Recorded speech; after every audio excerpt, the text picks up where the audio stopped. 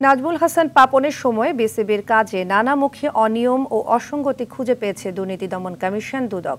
বিগত সরকারের আমলে ক্রিকেট দুর্নীতির সুনির্দিষ্ট কিছু অভিযোগ পাওয়ার ভিত্তিতে দুপুরে বিসিবিতে এসে এসব অসঙ্গতি খুঁজে পাওয়ার কথা বলে দুদক প্রতিনিধিরা।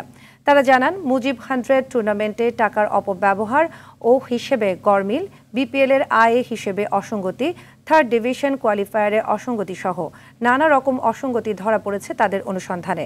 অধিকতর তদন্তের জন্য বিসিবির কাছে এসব অসঙ্গতির বিষয়ে সকল ডকুমেন্ট দুদককে দিতে বলেন তদন্তে আসা কর্মকর্তারা।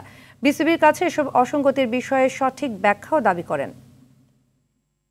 টাকা এখানে হয়তোবা অ্যানোমালি কি থাকতে পারে সেটা আমরা রেকর্ডপত্র সংগ্রহ করছি, সেগুলো রেকর্ডপত্র পর্যালোচনা করে আমরা দেখব যে আসলে এটার প্রকৃত কারণটা কি। তাছাড়া মুজিব 100 একটা প্রোগ্রাম ছিল, সেখানে ব্যয় দেখানো হয়েছে, সেই ব্যয়গুলোতে কিছু অ্যানোমালি আছে।